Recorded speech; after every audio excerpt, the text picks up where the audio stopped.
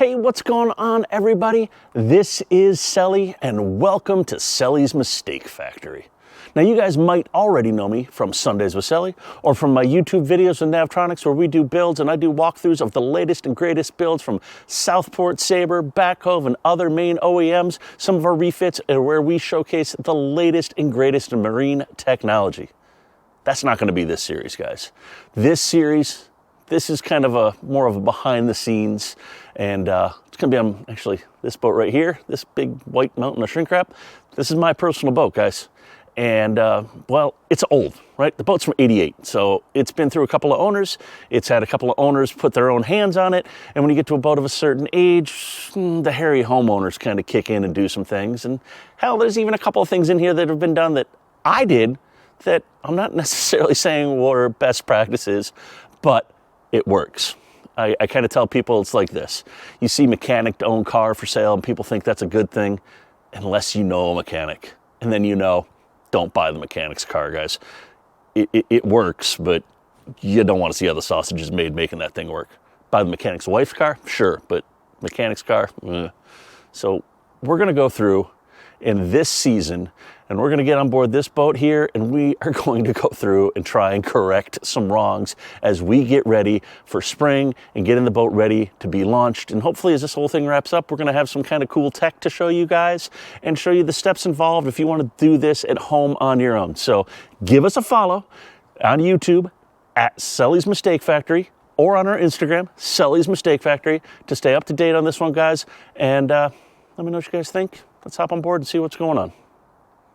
All right, guys, so we are on board, and the first thing we are going to be covering today, guys, Racor fuel filters. That's what we're going to be talking about in this episode. Racor fuel filters, why are they important? Well, diesel fuel, when it sits, can get algae growing in it, clog your fuel system. Hopefully you already have Racors in place, and the Racors will slow down and prevent any problems getting into your engine.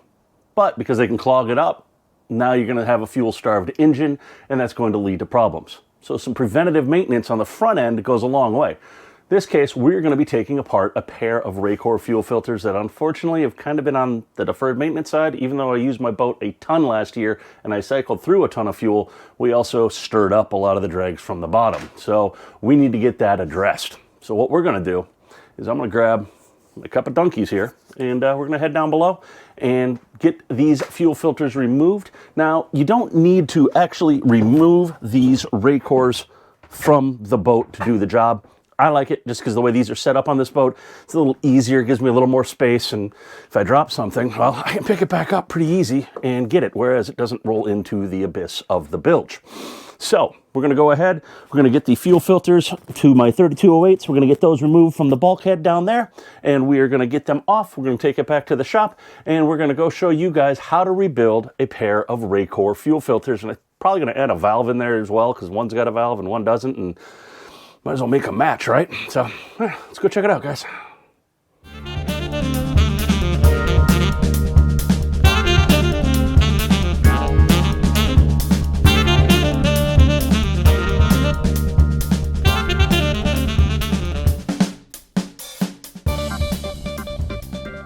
All right, guys, so we have the Racor off the boat. Now, I want to be clear, you don't have to pull the Racor off to do this job. To do a rebuild of a Racor, you can do it in place. But as you guys saw in that video, it's tucked into my engine space, and the potential for dropping nuts, screws, bolts, widgets, whatever, and making this job go from a quick, 15, 20-minute job to a half day and waiting for parts. It's easier for me to just take it off, and it's been set up as such. So we're going to go ahead, we're going to pull out this Racor from the box as I bring it here into the shop. You're just going to see, we've got it off. What this does not have, that the other Racor ironically did have, was an on-off valve here. So if you want to change Racor filters in the future, instead of having to go to your fuel tank and turn off your valve or trying to reach up in there, you can put a valve on here. So we've actually gone ahead, I've ordered up the new valve for that. So we're going to put a valve in here after we go through and do the rebuild. So let's go ahead and let's tear this thing down and show you guys the steps involved. Real easy. On top, we've got our T-handle. I've already taken that off.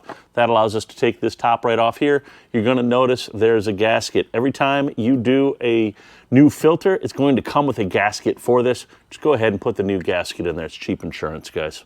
So go ahead, we do that. And then there's also these little lift rings in here. Sometimes you need a screwdriver or whatever, but you go ahead and you pull that out, and we're gonna see, guys, this thing is nasty.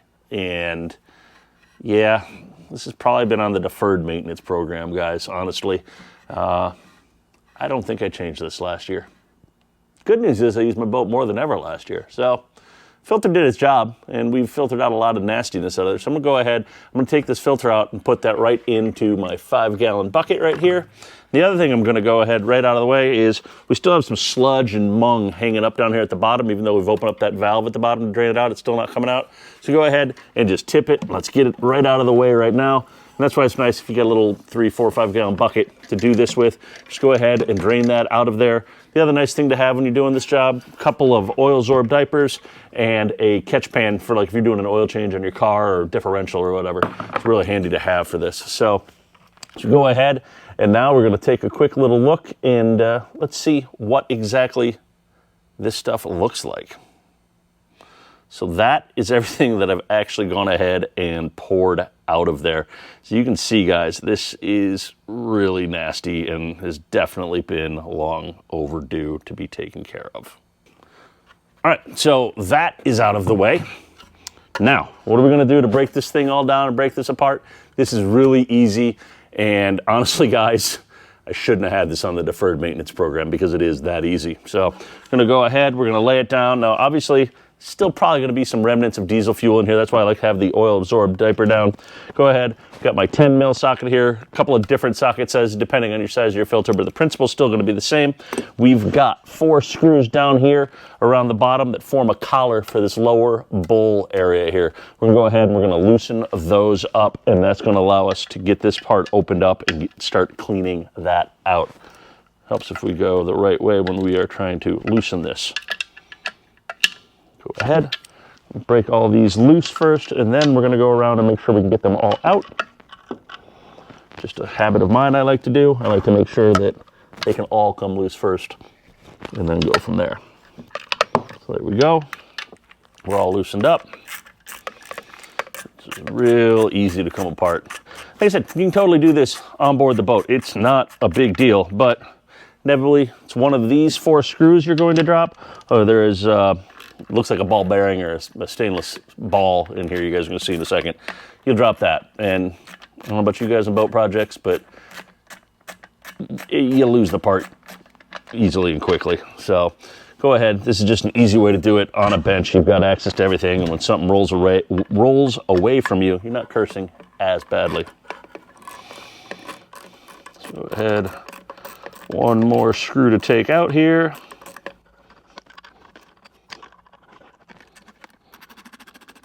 Bada bing, bada boom. That screw comes out. We go ahead, we set our socket back, and now this part is all going to come apart really, actually nice, clean, and easy. You're going to notice on this piece that we just took the bolts out of, this is just a collar. This collar holds this guy on. When you're taking this apart, don't be alarmed. There is no gasket in this area here. Your gasket is actually up here on this portion of it here. You can actually see, I'm gonna go ahead and pull that off. This is your gasket that's going to be your mating surface for this. So you've got that right there. Now, guys, before I clean this, let's just take a quick little peek here, and you're gonna see just how filthy nasty this thing is.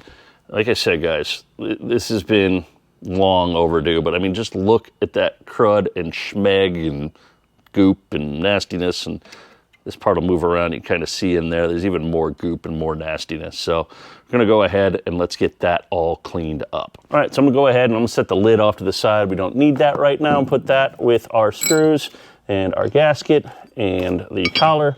I'm gonna start with the bowl. The bowl's pretty nasty.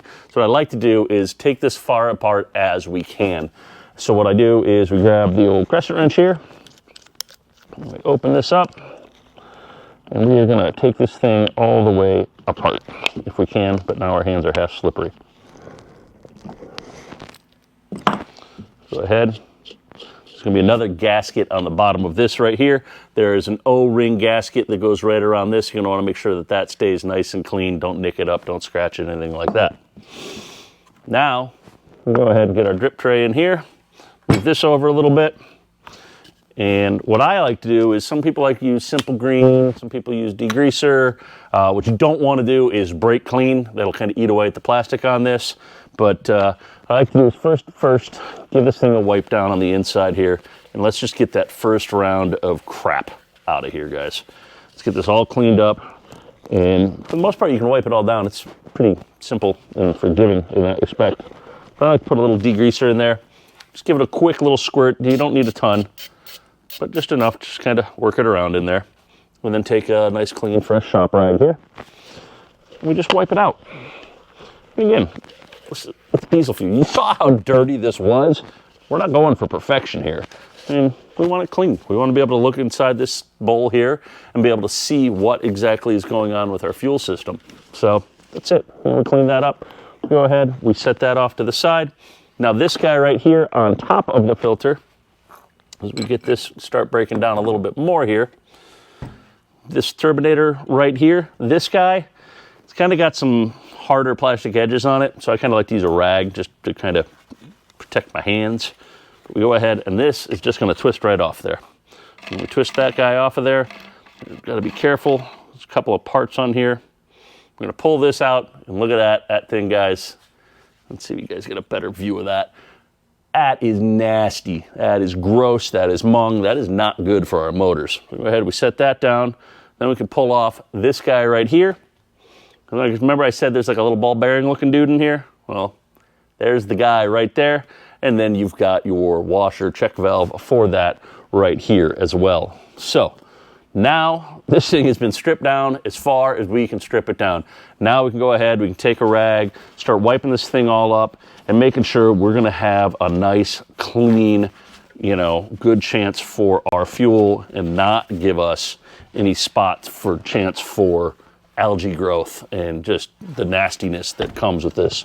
So it's just a matter of wiping it all down, guys. It's pretty simple, pretty easy, and just getting this thing all cleaned up. So we'll go ahead and get after it for a couple of minutes here, and I'll show you guys the reassembly and what we got to do for that.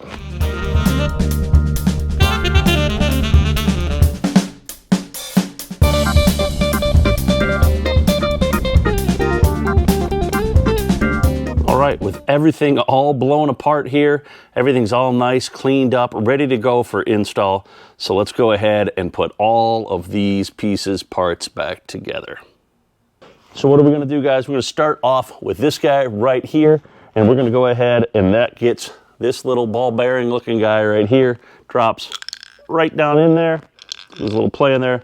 Then we've got a little plastic shim that keeps that in place there. And then this guy right here actually has 3 indicators on it. And those are going to be indicators that are going to line up here to index this properly on there. That just slides right on, nice, clean, and easy. Now, in order to keep that ball in there, if you tip this thing over and try and thread this thing in there, you're going to find it's going to want to come out because, well, gravity still works. So what do, guys? I like to take this thing, stand it up, and then just go ahead and line up the threads right here. Once you get it started, you're fine. Everything's going to be captured in place. So we go ahead and get that spun up on there. And then the next step we can do here is we want to take our gasket, make sure it's all clean and all nice. And we go ahead and we flip this thing upside down. And again, this is where it's nice working off the boat. We go ahead, we can lay this gasket down in place and make sure that it is all properly seated. There's a nice little ridge in here for it actually to sit in. And then we're going to take our bowl right here. We've gone ahead, that's all cleaned up. Remember, that's just going to drop straight on down there. That guy sits right on there. And now we get everybody to sit home, and actually, you can feel it. It sits in there. You're going to take this guy, which is our collar. That's kind of how we started this whole thing, right? We go ahead and we drop that on there. And you've got your 4 bolts right here. In my case, I like to start, again, all 4 of them, making sure everything is lined up. I always like to get everything started before driving any of them home. So go ahead and just get them snug, hand tight here. And then what we're going to do is we're going to grab our ratchet here. We're going to go ahead and click that bad area to on. And we are going to go ahead and draw this one down. Again, we're not going to go super tight with it. And then we're going to go across because we want this thing to sit down nice and neat. So we're going to kind of use that star pattern there. And we're going to go ahead and get that started as well. So then we'll go do the others too here. So guys, why are we doing Racors? Well, I mean, you saw how nasty it was. You saw what their job is. Well, maybe you didn't use your boat a ton last year. Maybe it's been sitting and you've got old, dirty diesel in there. Algae's been growing. You're going to want to know how to do this. And you're actually going to want to kind of know some maintenance on this, because if you're out cruising, this clogs up. You're going to be waiting for a mechanic to come and take care of all this. So being hands-on with this is actually really kind of a good thing to know at least the basic principles of, and carrying the spare parts and spare filters. I don't go anywhere without spare filters or spare impellers, because those are simple, easy fixes that will stop you dead on cruising. So once we get our bowl on, we're going to go ahead and reassemble our drain petcock valve here. Very simple, just thread that guy back onto there. Then we thread this guy back onto here. And that's it, guys. That is the rebuild of a Racor fuel filter. Pretty simple, right? So now we're going into the bonus round. Like I talked about at the start of this, guys, if you look on this Racor, any of them, they're always going to be labeled in and out. There's going to have markings on them, whether they're, in this case, on the top, or sometimes they're on the side, but they're always going to be labeled in and out. In my case, on the inside of this, I want to go ahead and put a valve on this so it matches my other one. So if I do have a fuel problem and I do need to change a fuel filter, I can just shut the valve off right here, not have to reach up over my hot engine and shut it off at the tank. So how are we going to do that, guys? Well, we grab the big crescent wrench here and let's see if we can break this loose. And there we go. A couple of turns here. We'll get this old fitting off of here. And again, pretty simple, pretty straightforward stuff here. Knew what sizes they already were ahead of time, so I went ahead and just purchased my Apollo valve here, and then I purchased this as well. So we're all keeping this all in the same family here. And when we're doing anything like this, I like to use a little pipe thread sealant on there to make sure we don't have leaks. So let's go ahead and cut this open here. One more cut, because it wants to be that way. And just go ahead and get a little love on the threads there, just to make sure we've got a nice seal. Because again, guys, whenever it comes to any fluids, but in particular diesel fuel, we don't want to have any leaks, or we don't want to have any place that we can allow air to get in. If we're allowing air to get in, we can now have the potential to allow air into our fuel line, and now you're going to airbound your motor. Diesel fuels really, they'll run off that dirty fuel, but they really don't like having that air in there. It will create problems, and you'll be chasing them down for God only knows how long. So go ahead, drive this bad guy on there, get him snugged up there nice and tight. And make sure that that's all good seated in there. And then we're going to go ahead, and this is also the reason we keep shop rags around. I don't care what the schmoo of choice is, whether it is pipe thread sealant, whether it's 52 bajillion, whether it's Sikaflex. It gets everywhere. I evidently am not blessed with the magical touch of that. So go ahead, we get that all cleaned off of there. And now that we've got our closed our nipple on there, we can now go ahead, dope up this side, and now I can drop the valve on there. Once we get the valve dropped on there, then I can go ahead and drop this guy back on top for our fuel line, and now we've got an easy serviceable setup on here. So go ahead and do that next.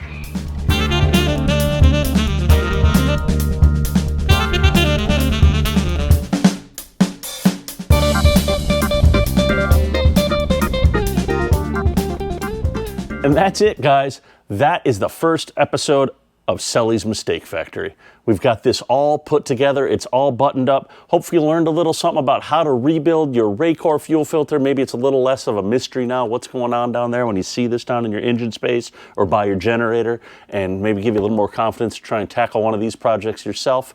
If you like the content, you like what you're seeing, make sure to give us a like, a follow, and subscribe on YouTube and Instagram at Sully's Mistake Factory. We're going to be dropping a bunch more episodes here as the weeks move on, guys, so you'll want to give us a follow, and let's see what other good stuff we can get up to as we get this old boat out on the water and ready for this season of boating.